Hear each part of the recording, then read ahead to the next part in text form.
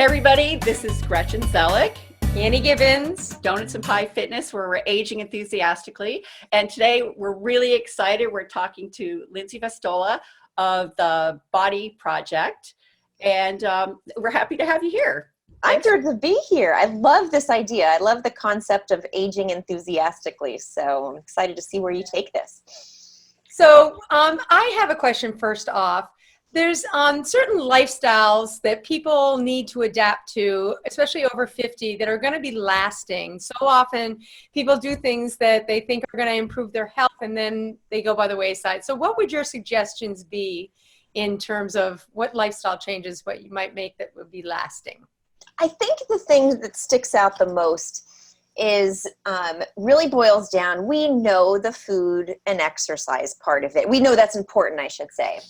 I think where women or people over 50 even, where we get hung up is the noise. We've been told so many things of what to do, what not to do, that we start listening to that and letting that determine what we should eat and how much we should exercise, or I should do cardio, or I shouldn't do too much cardio, that we stop listening to what our body's telling us. We're stop listening to sort of just that intuitive, you know what, I don't really enjoy running, or my body hurts after running, so let me find an alternative.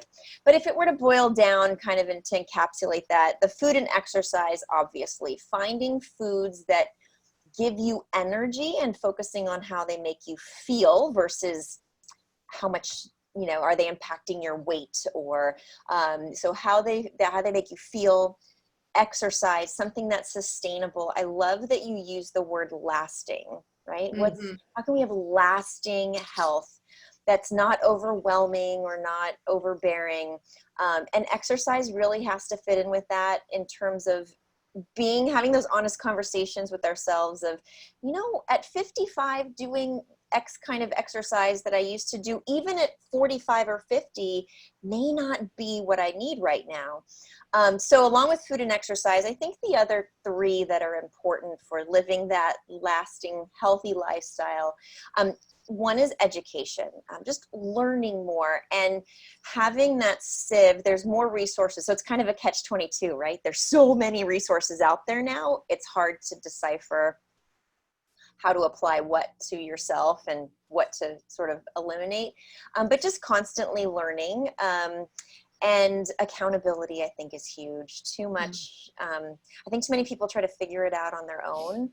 So seeking out somebody that you feel a connection with, coaches, fitness trainers, mentors, anybody who can, I think that accountability, and then just good people around you. I think people who are supportive and like-minded. And I think the final one is just kind of puts it all together is the mindset. We work so hard to like strengthen our physical muscles, but like, what's the saying? Your body achieves what your mind believes. Gretchen, you might have been at the one of the conferences that we always attend, and one of the things that stuck with me was the statistic of a survey they did on centennials. Am I saying that?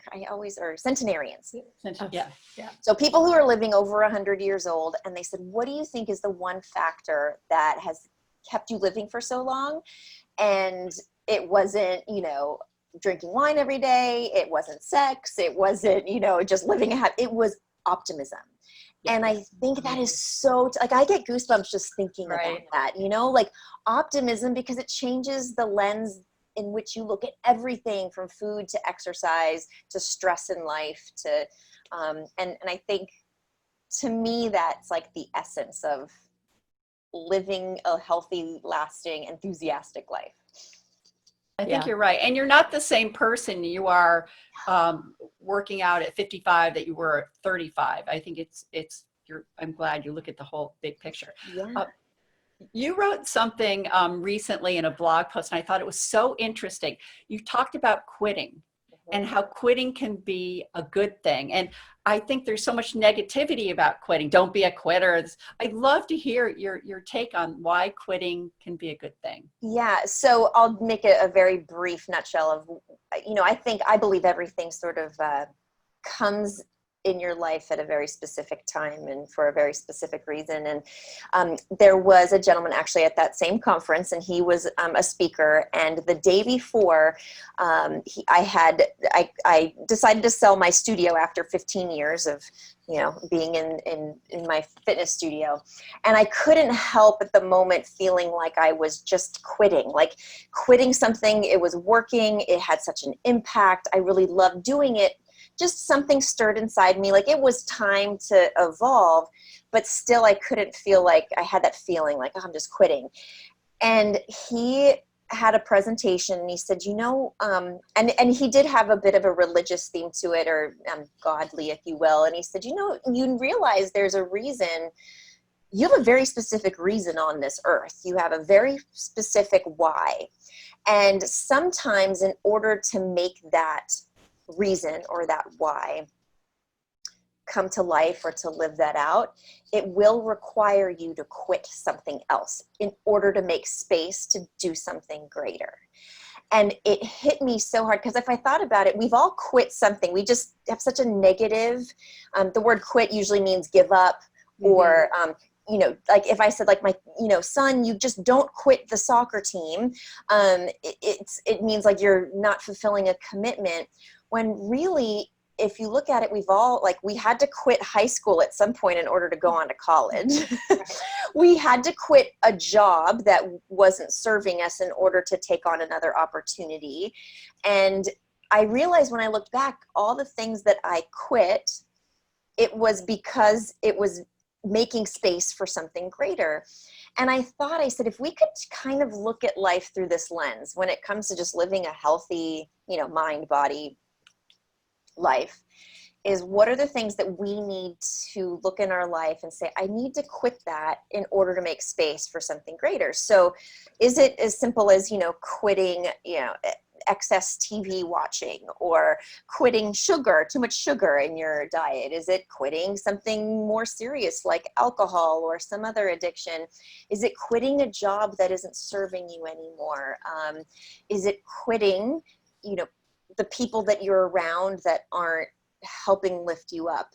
Quitting the mindset. I love the one, just quit trying to do it on your own. Going back to that theme, quit trying to do it on your own and really look for support. So to me, that's really fueled evolution for me. And when I've done presentations and talked to people about it, it seems to resonate. So I'm happy that it resonated with you. Yeah, that makes a lot of sense. It does make a lot of sense. At first I had the same reaction, like quit.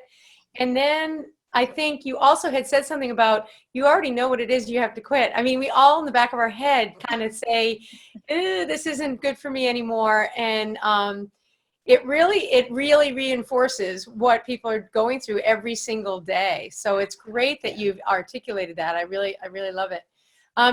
And you've probably touched on this a whole bunch in what you've just said, but what would your prescription for living enthusiastically be?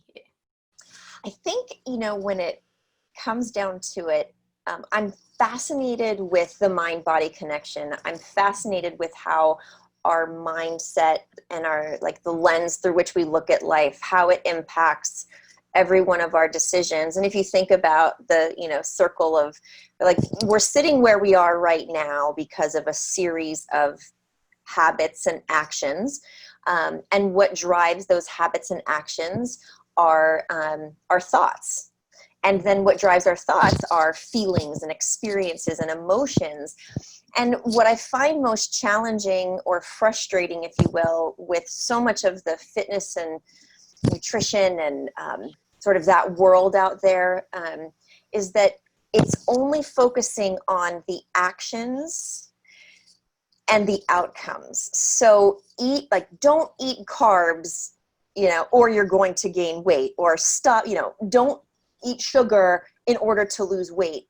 And so it makes people look over here for the answers, when really all the answers are over here in, let's actually start reworking the way that our brain is understanding why we're making the actions that we are. So if we can start connecting, when I'm frustrated, or when I'm overwhelmed, it causes these, it's mindfulness. I'm thinking these thoughts, and then my usual knee-jerk reaction is to overeat or to do one of those other addictions we need to quit. But I think that's one of the most powerful lessons that I've learned with the clients I've been so blessed to work with, is it's so freeing and so liberating when they can finally make that deep connection between their outcomes. It's like, let's actually change the thought patterns and understand that emotions drive everything. So it's really like, let's start focusing on the feeling. How does exercise make you feel? Because if you're exercising to lose weight, it's not sustainable. That's not lasting. When you're 90, all you want to do is feel good and feel energetic, or 50 or 40. Like, you want to feel those things. So what actions do I need to take in order to get that feeling? Because feelings are what are going to drive the actions. So my prescription maybe wasn't succinct, but really, like, let's focus on the feeling, focus on how you want to feel, and then what do you need to do in your life to get to that feeling? That's been powerful, I know, for me personally. That makes perfect Yeah, sense. it's wonderful. You really do clarify that. That's great. I hadn't thought of it in those terms. And it's kind of nice when you describe something like that and you think, I think I am doing that. That's good. I've got that one going. Check. yeah, check that one. So that's great. really reinforcing. I love that. Lindsay, Awesome. thank you so much for speaking Oh. with us today. We will include in our little blog post and on this YouTube video all the links to you and to Body Project and all your social media. So it'll be fun. Thank you. And thank you both for all you do too. It's a pleasure. Thank you. So nice. Hope to see you soon.